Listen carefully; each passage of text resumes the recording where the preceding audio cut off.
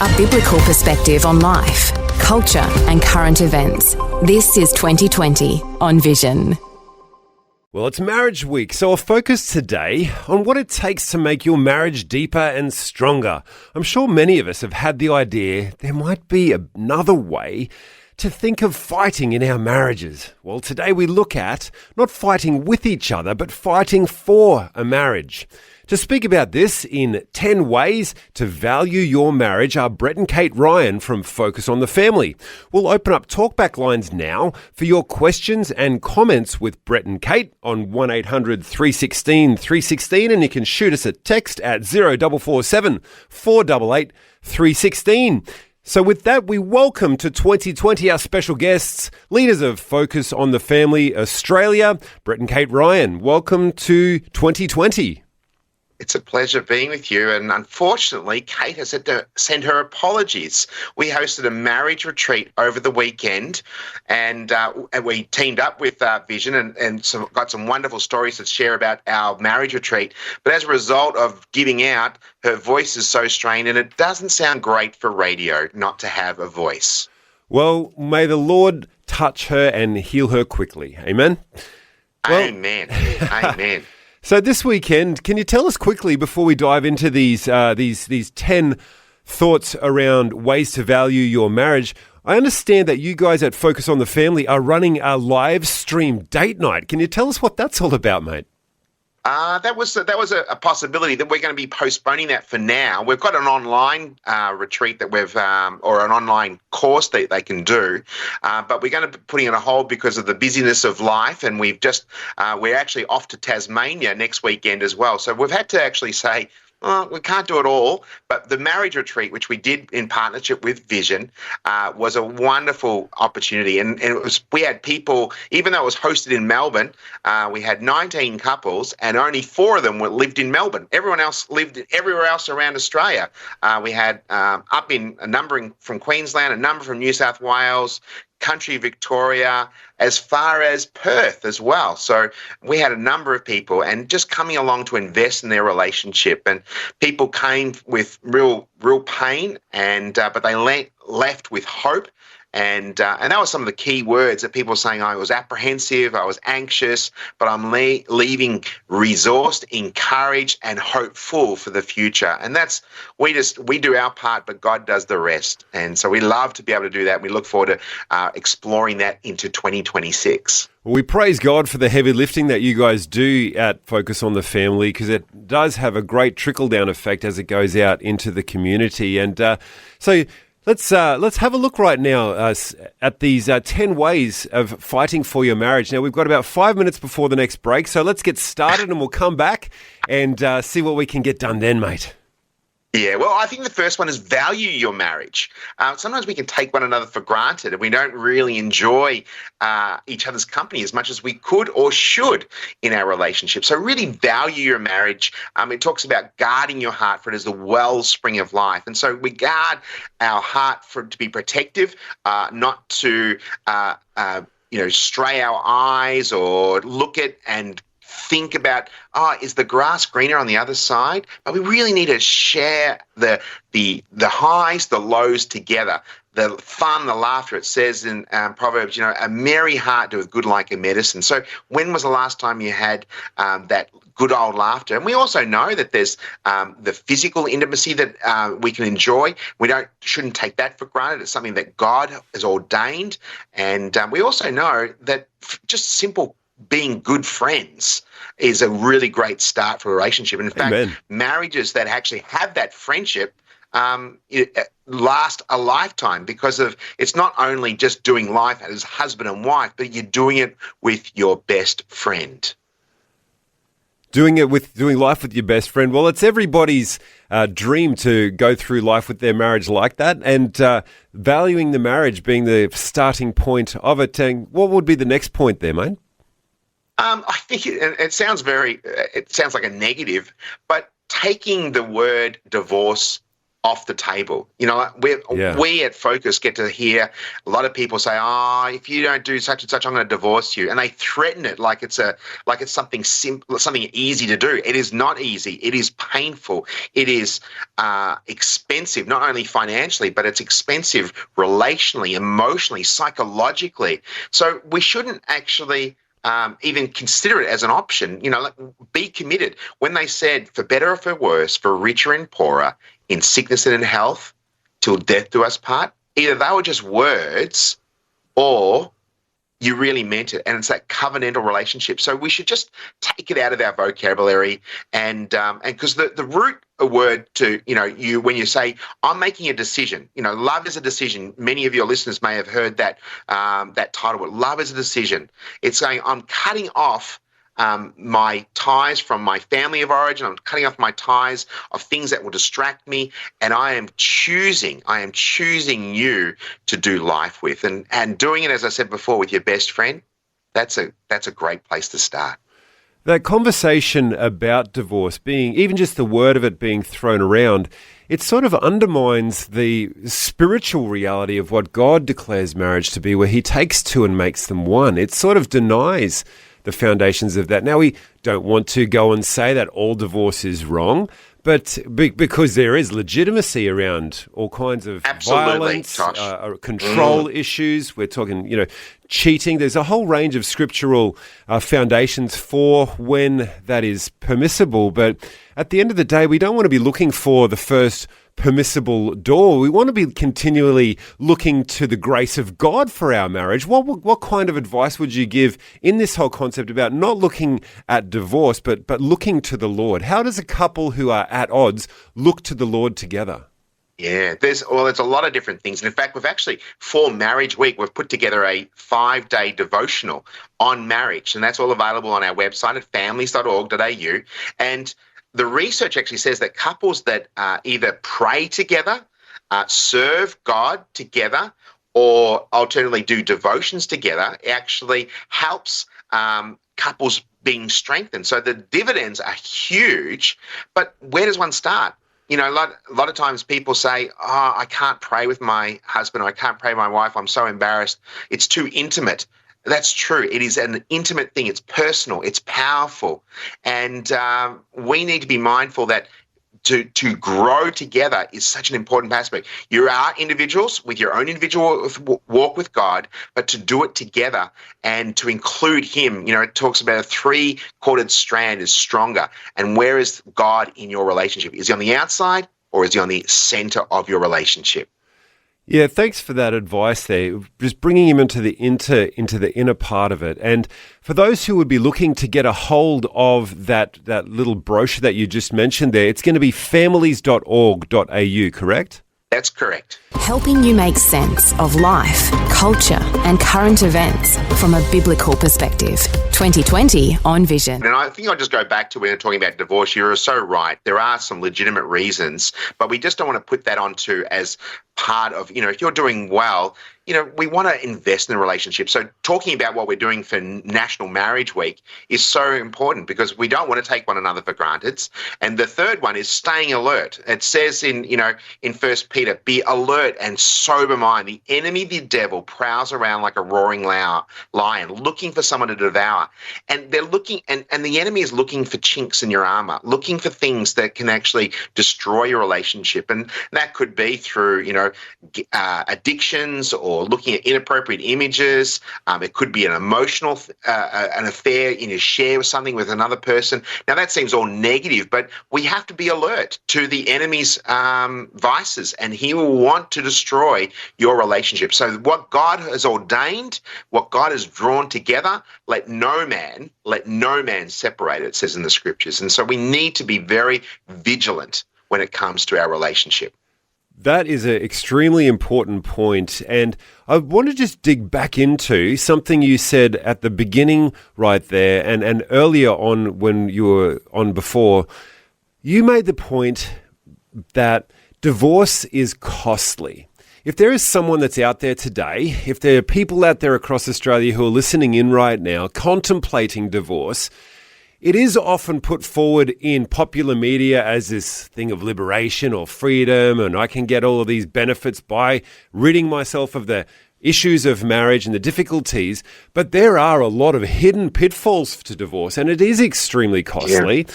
Could you just speak to what some of those costs are? Yeah, I mean, obviously the biggest one is the financial. You know, you're splitting your assets, your finances, everything, your superannuation. There's lots of expenses there. Also, the legal fees to go through it. And I've actually spoken to a number of people, and they said, look, the pain of the divorce was more than their pain in staying in a and they said an unhappy marriage, but it was just that they felt like they were doing all the work. There was no abuse. There was nothing that was really, a biblical reason for it. They just weren't happy, but they weren't investing in the relationship. But they had to invest in the trying to make sure that everything was done legally for their divorce. And they were saying, crazy. Why don't we put all this energy that we were putting into separating our lives and investing in our lives? So I think no relationship, even through infidelity, and I can speak quite frankly about this because we've had a front row seat, because my mother-in-law and father-in-law, and they've given us permission, my father-in-law has passed away, but he had an affair, multiple affairs, but my mother-in-law stayed true to her vows, stayed committed to her husband of her youth, and they had to navigate the forgiveness, earning trust once again, and then they both, he had to work on his issues and to find out the root of what caused him to have those affairs. But they rededicated their lives to one another, renewed their vows, and then had 17 years of faithfulness afterwards. So every relationship can be restored if Christ is in the center and have a fully repentant heart, but only God can actually change the hearts and minds of people. And we know, and I have to say, there'll be some people here who are hurting, grieving, and have been severely traumatized through all circumstances. And I'm not saying to stay in that space for your own mental health and well-being, but often when we have couples that contact us that focus on the family, when they're going through a difficulty, we actually recommend that they go through what they call a healing separation. They actually go to their separate corners, so to speak, and they start working on themselves, get themselves healthy, become the best version of themselves. And that may take 3 to 4 to 6, 12 months, whatever that is, with the intention of reconnecting. And we have seen that that strategy work very favorably when they both get maybe individual counselling and then they come together for couple counselling, or invest in their relationship by going to a retreat or conference, whatever it is. There are plenty of resources out there to help people navigate some of these things, but we can't do it just by saying, hey, I'm going to do it myself. No, we need others in our corner to help them along that journey. Our guest in conversation today is Brett Ryan. You can call in on 1-800-316-316 with your thoughts or a question, or you can shoot us in a text about marriage or divorce and the issues therein at 0447 488 316. And Brett, you were talking there about investing in the marriage. It would make no sense to go to your investment portfolio and then complain to your investment company that you have placed no money on deposit with for the fact that they're not giving you returns. It sounds like an oxymoron when we think about it in a financial term. But what would you think would be advice to couples that may have just drifted along side by side, held hands but not held hearts? Yeah, that's so good. That's a really good point, Tosh. The fact is, I often talk about that if I'm going to, say, for example, I'm going to leave our home and I'm leave Kate for a period of time, I know that I have to do regular deposits into her bank account, her emotional bank account, because I know I'm going to be making withdrawals from being absent. So I have to make the intentional decision to invest in her. And we talk about primary languages of love, and her and Kate's primary language of love is time, both quality time and quantity time. And so I'm depositing regularly, making sure that she's feeling full. So when I'm absent, I've got that in reserve. But the same thing, whether you're in the home or whatever you're doing, that regular deposits, and it's the little things. It's not the big. It doesn't have to be the big gestures, grand gestures. It can actually simply be showing appreciation, showing respect, thanking people for what they've done for you. Those little things, and especially for men to have that appreciation and respect is so vitally important. And for women, it's to show that emotional connection and show that love to one another. Those little things don't take a lot of effort, but they do take a lot of intentionality, and not to take one another for granted. And it's so easy to do, just to drift along and say, hey, who are you? And we should be constantly being a student of our spouse, learning what makes them tick, learning what makes them motivated and enthusiastic, and driving them, and help being their number one cheerleader can really help strengthen that relationship. Man, that's a great thought, being a student of our spouse. Just give us a little bit more on that, if you would. How would you describe that a little further? Well, we all have different seasons in our lives. And like, for example, when you're dating, you're just getting to know them. And then you're on your best behavior, and you're learning, and you're asking the right questions. And then you get married, and then you find out, hey, they had some flaws, but you learn to navigate them. And then maybe children arrive, and then that actually is another season. And then the kids become teenagers, and that's another season. And then you actually go through the motion that they actually leave the nest. And then that's a whole new world. And then there's the hormonal changes that happen. And then you may have aging parents. Each season has a different viewpoint. And so we need to be constantly looking and being curious about our spouse, because what they loved when they were in their teens or in their 20s is different from when they're in their 40s and 50s, and will be different again when they're in their 70s. So constantly being, like you get your PhD and you think you just graduated, then there's a whole new season that is going to confront you. So you have to go back to your drawing board and go back, hit the books, and ask the questions. Hey, what motivates you now? What can I do to help you be the best version of yourself? And that is very exciting when you become a real student of your spouse. It sounds like you're talking, not just thinking about the big picture issues, but really taking the care to examine the small picture issues. And what would you say would be an important factor in noticing the small picture issues? Well, for those who play sport, the coach often would refer to the one percenters. The little things that may not be big and on the scoreboard, no one ever notices, because we look for the big things like the scoreboard, but it's the little things. It's the extra hand pass, it's the extra run, it's the extra shepherding. And again, many of your listeners will go, oh yeah, I sort of understand that. The things that aren't really obvious, but they make a difference. It's sort of like tidying up after yourself. The things that are important to your spouse should be important to you. You may think, oh, it's not a big deal, but if it's important to them, it should be important to you. And making that a priority, and not being dismissive and not invalidate their feelings and emotions, because it's theirs. They own it, and you can't tell somebody how they should feel or how they should act. And when someone says, like, for example, calm down, or you're overreacting, or you're being emotional, it doesn't work. It doesn't work. And they're little things that can really, they can be those one percenters that can really destroy the health of and well-being of your relationship.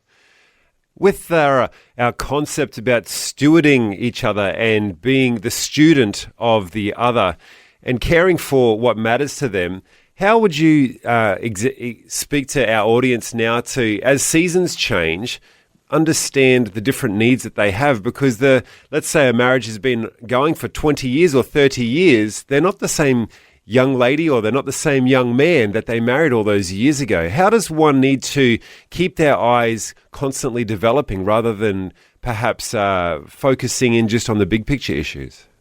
Yeah, I think the scriptures talk about, knowing the condition of the flock, like a shepherd. And so we need to know the condition of your partner's heart. What are they doing? How are they going? What's going on in their world? But knowing information is power. So I'll use the example about menopause. If your wife is going through perimenopause or menopause, do your research, do some homework, do some understanding, so you've got a greater appreciation of what they're going through, what it's like to be an empty nester, what it's like to be looking after aged parents. These things have different seasons, so we need to be fully prepared, fully aware, and that comes through reading or listening or just gleaning from other people's experiences, so then we can actually go in it with a higher degree of understanding and empathy. We know that some people who may be listening here who aren't married and they would have liked to have been married, and I'm so sorry that that may have not been your journey. But for those who are married, we need to celebrate, we need to invest, we need to work on our relationships and be a shining light in a culture that, has diminished the power and the beauty of what God had ordained at the very beginning and what a man and a woman should do together, and to be fruitful and multiply and to do life together. And it's it's a foreshadowing of what our relationship with God's going to be like. So it's a great week, and we love talking about healthy well-being in our marriages. And as we're talking about healthy well-being, you're taking us through these 10 points to value our marriage, and I think bringing up some really important factors for us to think about for those of us who are married. And we were talking just moments ago about careful observation inside of the marriage. What else can you share with us about going forward from that point?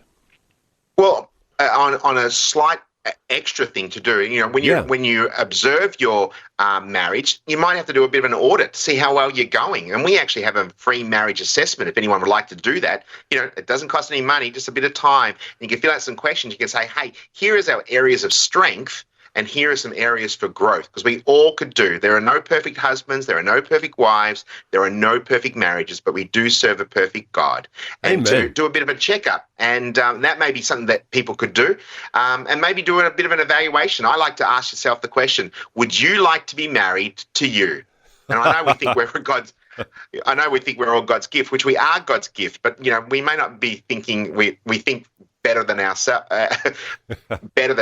But the fact is, maybe, there are some areas. So have a posture of humility and actually say, how am I going? What am I doing very well? So that's the part of following to observe our relationship. And another one is to regularly invest in our relationship, finding those times. We talk about date nights, and everyone's heard that word, date night. I know I should do it, but it's the knowing doing gap. It's prioritizing it, putting in the calendar and saying, hey, this is not going to move. We're going to have something to look forward to. And it doesn't have to be expensive. It doesn't have to do anything extravagant. It may just simply be having 15 minutes on the couch every day just to have a cuppa and talk about what's going on in the world and have a work talk, but then also have a heart talk as well. So that regular investment can be such an important aspect of our relationship.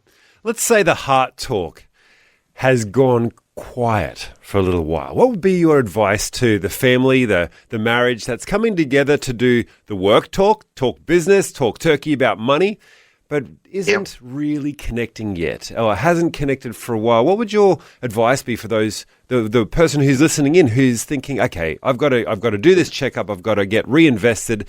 How would you encourage them to start again, and where would you encourage them to start? Well, first of all, it'd be set them up for success. So don't do it, like you've suddenly been thinking about it all day, and your husband or your wife comes home from work, and then you say, I've been talking about this and thinking about this, and we're going to talk about it right now. That's not going to go well if you ambush them. But it might be that you say, hey, on Thursday night, I'd really like to sit down with you and talk about our relationship. And it's something that I've been thinking about for a while, and I would like to talk to you about that. So you're setting them up, preparing them that this is going to take place, and set aside some time. And instead of using you language, you always, very accusatory, and say, this is how I feel. So use I language. I feel like we're disconnected. I feel like we're not communicating as effectively as we normally do. I feel like we're just, roommates rather than soulmates. And I'm concerned. And I'm wondering whether there's some things that I could do to help improve that, to bridge the gap. And so you're actually empowering the other person to think about it, them to have a say in improving and have that posture of humility and teachability. And then you can actually go forward to actually say, hey, I can do that. And I mean, as I said, we're no perfect. There's no 10 out of 10 husbands and wives. So if they say, I feel like I'm a 7, what would it take for me to get to an 8? Those little small things could make all the difference to the relationship. Our guest in conversation today is Brett Ryan from Focus on the Families, and you can call in right now for your thoughts or share your thoughts or share a question at 1-800-316 316. The phone lines are open, and you can text us at 0447 488 316. And thinking of investing into the marriage, how would you advise or bring about some thoughts about this idea?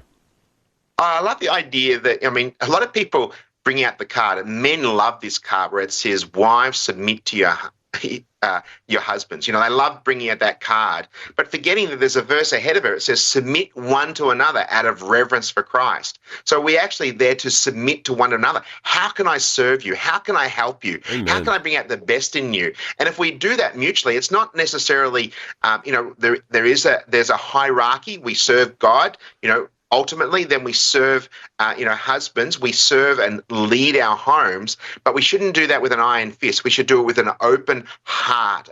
How can I bring out the best in you as an individual and as a family? That's true servant leadership, is to actually lay down our wants and our needs for the betterment of others. But the dividend is, if you do those things, then you will get what you really desire. And that's interesting that people feel like, if I'm only going to go 50%, I'm going to do 50-50, and that's how we do our relationship. No, you should go 100% regardless of your dividend, regardless of the investment. But I can almost guarantee, if you're doing it and have a heart posture and you're both doing it really, really well, then it will improve your relationship. But go in with a mindset, I'm going to invest, I'm going to be all in, I'm going to sacrifice everything for our marriage. Now, that doesn't mean you're a doormat. Please don't hear me when I say that. You're not a doormat. You're to be treated with value, dignity, and respect. But if the other person sees those changes that you're trying, then they may also do the same thing. And it can really help bridge those gaps, especially when there's been some brokenness or there's some tension, and to actually say, hey, I'm going to really invest in our relationship. 100%, I'm all in. And regardless of what you do, I'm going to be there, and I'm going to do my part in my role as husband or a wife. As you said that concept there about sacrifice, I'm going to sacrifice everything for this marriage. It sounds very much like a challenge to our flesh side of life that would be like, there goes all of my comfort, there goes all of my reward, there goes all of my blessings, there goes all of my peace. But we sometimes forget the power of the cross, right? When we take up our cross and follow him, his new life begins to open up in us in ways like never before. We forget that God is the third member in this marriage, and as we lay ourselves down, we get to embrace him in greater ways. Would you speak to that?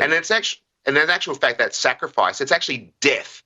And, people say getting married is like a death, and I heard this and it was interesting by Charlie Kirk, really. He actually said, that the bride is wearing white, she's coming down, and it's purity and beautiful. And the husband is like wearing a dark suit, and it's sort of like, you can wear it at a funeral. And people say, and he said, yes, it is death. He said it was a death. And he says it's death to being, a teenager or thinking about fun and laughter. It's death to looking at things that are inappropriate to me. It's death to my being free to do what I want. It's actually saying it's something that's not just dying and dying to yourself, but it's actually saying I'm dying so we and putting that in inverted commas, the we together can and thrive in our relationship. Jesus says in John 10:10, well, I've come to give you life and life to its full. We want to have marriages living life and life to its full, but it takes that work and that commitment and that sacrifice. And it's like Jesus also said in John 15:13, greater love has no one than this, that someone lay down his life for his friends. How much more for our spouse? Yeah, very much so, and it's a daily decision. Sacrifice is is difficult. It's not easy, and a lot of people want that return on their investment straight away. But it's the long game. It's the you can't just think about these little moments, and it's which when we look at some more points down the way, it's actually looking back before we go forward, to actually say, hey, God was there in this difficulty. God was there in that challenge. And we had to sacrifice either financially, we had to sacrifice our time, but as we work through those difficulties, as we work through those challenges, we build up that spiritual muscle that God says he was there every step of the way. He will not leave you nor forsake you. And that's so important in a relationship, to willing to say, hey, it's not about me, it's about us. And in fact, let's just say it's all about you, but as a result of me investing in you, we can be a better us.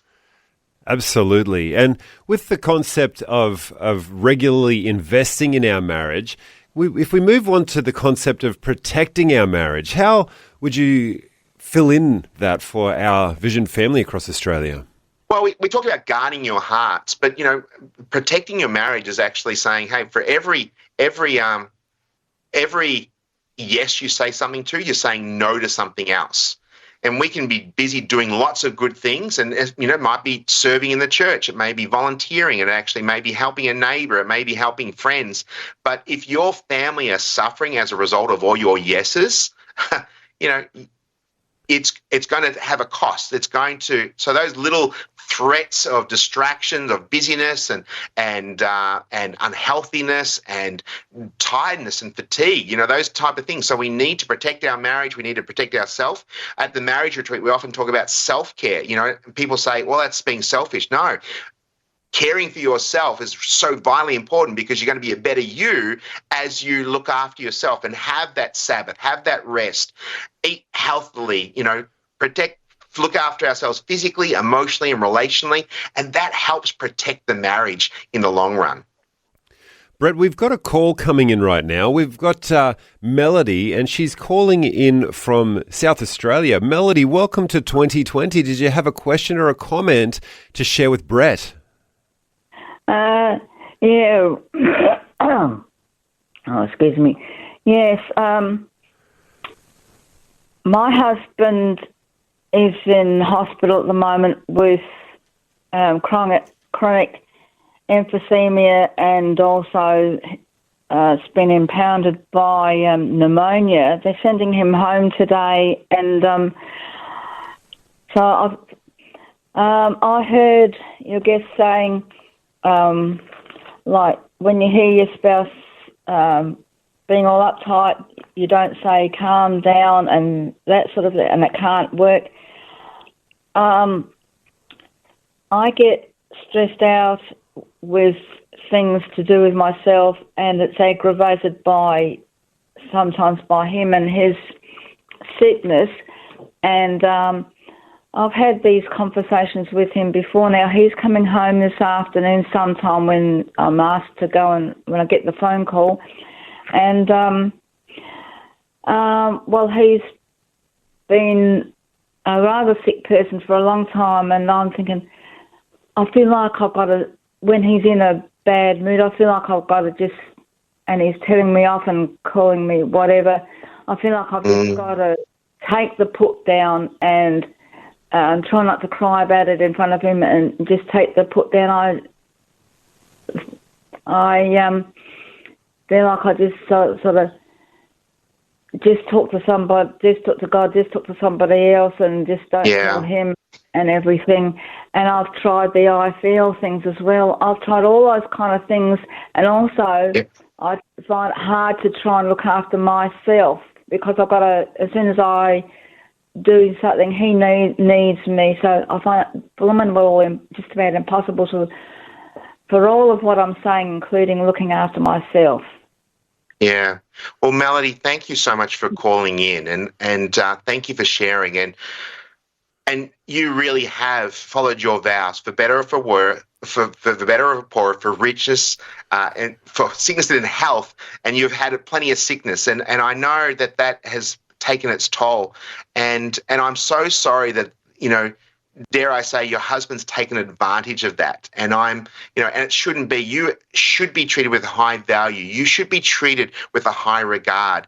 You have been bought by a price. God loves you, and he wants what's good and great for you. But unfortunately, in our fallen and broken world, you've been the punching bag, and that's not and I dare I say, I use the word punching bag as a verbally, like he's put up with it, but you shouldn't have to do that. And I think you should be able to stand and share how you feel every time he opens his mouth and say, I am not ready for that conversation right now. And remove yourself. You don't have to put up with it, but you can share how you feel. And I would say you need to say it louder in a way that he will hear and understand. But also, I don't think you should do this alone. You need others in your corner to help you practically, because it's exhausting looking after someone. So not only are you being his wife, but you are being his carer. You're looking after him, and that takes its toll. So all those feelings are legitimate. They are. You need to know that you're doing a fantastic job, but you might need to have a bit of a break. May need to have that. In hospital, I'm sure you've had a feeling of, I can take a breath, and I'm so glad you've had that. Yeah, because I've got my own problems with depression and aging, and he tells me off. Can't you remember what we was on the phone and she said this and she said that, and I go like I did just then with the graffiti with just now over the phone, because that's what my brain does. I'll go to him because I can't seem to even grasp all what I was being told over the phone.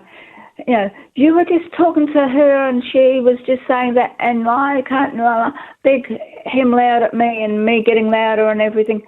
That's just the way we are and everything. Well, it seems like there's multiple, Melody, there's multiple layers in here of, some disconnect on your communication and how to handle conflict. There's lots of different things, and I'd love for you to contact us at Focus on the Family Australia, and we'll be able to provide you with some extra resources, but also maybe if you'd like to talk to one of our counsellor, that would be available all for free. But you can also contact Vision to pray for you, have people praying for you, to intercede on your behalf and lay this before the Father. And just know that you are not alone and you're not going crazy, and you do need to look after yourself, because you will be a better wife as you look after yourself. Thanks for calling, Melody. Yes, Melody, thank you so much for calling. And that's Melody from Andamuka, South Australia. And we just pray peace, Lord God, for that marriage in Jesus' name. Brett, we just want to, thank you for that wise advice there. And if there are others who want to call in, 1-800-316 316, or send us your thoughts on 0447 488 316. Brett, you were talking moments ago about, in protecting your marriage, talking about saying yes to some things, but not understanding that every yes has a no to other things. How does that dynamic work in a family or in a marriage relationship? Yeah, I'll use it myself. I'll use Exhibit A, me. I am a people pleaser by nature, and I like to be able to serve as best I can. But every time I'm saying yes to something, it's going to either take me away, either physically, I have to go and do something, or it's going to take me away mentally away. And as a result of mentally, it's going to take me relationally away. So I'm saying yes to somebody else, but I'm actually saying no to being fully present at home. Distractions can be very easily. If I'm saying yes to picking up my phone, I'm saying no to spending quality and quantity time with my spouse. If I'm saying yes to volunteering at the church, or I'm saying yes to doing extra hours at work, and sometimes we do need to, there's different seasons, but the world will continue to run if you're not at work all the time. And as we've said and probably heard many times again, no one on their deathbed said, I wish I spent more time in the office. Very well said. And when it comes to guarding our marriages, have you got some thoughts around that? Yeah, we actually have a new program, and we'd love to be able to take it to. We're doing it over in Western Australia coming up, and we've just done it here in Canberra as well. And we did a thing called Resist the Drift, and one of the things that we do in that is talking about, instead of being roommates going back to being soulmates. And there's a great verse in Beautiful. Song of Solomon that talks about catching all the foxes, those little foxes, before they ruin the vineyard of love, for the grapevines are blossoming. These little foxes can be so subtle. It could be busyness. It could be running the kids here, there, and everywhere. It could be being distracted with technology. It could be just distracted with caring for family members. These little things, they're not necessarily bad, but they can accumulate and it can actually ruin that vineyard of love. And so we need those little bits of connection, those contact points on a regular basis. And that helps reduce the conflict, reduce the frustration, reduce the hurts. And we want to nip things in the bud before they get bigger, and be much more proactive rather than reactive. Brilliant. And Brett, we've got a caller coming in right now. This is Bobby from Ningi in Queensland. Welcome to the program, Bobby. We've just got a couple of minutes. Did you have a question or a thought that you'd like to share with our host, or with Brett today? Yeah, sure have. Yeah, I'm liking what I'm hearing. It's really good sound advice and it's godly. Brilliant, mate. I can relate to it because as you're trying to do help other people within the church and you're trying to build friendships, the thing that I've realised as a married couple is that it's not like being single. Like when you start building friendships with other Christians within the church, you don't realise that there could be problems within their lives and it can overflow into your marriage, into our lives as Christians. And something I've realised is that I've got to be more protective of our marriage rather than trying to be more helpful of other Christians. I've got to make sure my priorities are right before I go stepping out and trying to help other people or trying to befriend other people. You know, something that I've realised that you don't actually make friends unless you step out by faith and try and build a friendship with other people, and you don't know what problems they've got until you get to know them. So sometimes it's a bad saying, but it's like the luck of the draw. You won't know until you actually get to know them. And and well said, Bobby. Yeah, well said, Bobby. And I think that's so true that, you know, we are there to help serve others, but we can't take that on board. It's not our cross to carry. We can help, we can come alongside, but we shouldn't carry that burden. And if we're out of our depth, we need to hand it over to people who are more qualified to be able to shoulder the responsibility, but we can't take their burdens on board. And I often say that, you know, you can say to a couple, you need to go and get counselling, and I'll make the appointment. I'll do everything for you, but they have to want it more than you. So I hear what you're saying, but it's nothing wrong with investing in other people. But if it's compromising, if your spouse says, I think you're spending more time with them than me, then heed that warning. Thank you so much for your call, Bobby. And Brett, we thank you for coming in today to join us on 2020 about marriage. We've got a couple more points to go, but we've only got a few seconds left. So what were the last few points you'd like to share with us? Well, sometimes I think it's good to look back. I think I mentioned before you move forward, celebrate those wins that you've had in the past to help you say, hey, when we go through difficulties, we got through that. So looking back in your past helps you in your present and your future. Share your vision, share your dreams, share your hopes. You know, it says without a vision, people perish. So have a joint thing. What do you want your marriage to look like in 5 years, 10 years' time? Your children, your grandchildren are watching, and what are they seeing? Are you in love with your spouse more than you were when you started when you just got married? And finally, as I said before, you don't want to do life alone. You need other people in your corner. Speak to people who are ahead of you, people who are mentors, people who have gone through life's challenges, and you can say, hey, what did you do with that? Don't try and do it alone. Get other people and to share your own experiences with others. That'll help you because you don't want to be a hypocrite. Help another couple that is going through difficulties, and that will help you. And if we can be of any other service to you, don't hesitate to contact us at families.org.au, and there's a free marriage devotional that you can download and be able to do a devotional with conversation starters as part of it from our website. Thank you so much for joining us today in conversation, Brett Ryan. You are more than welcome. Thanks for taking time to listen to this audio on demand from Vision Christian Media. To find out more about us, go to vision.org.au.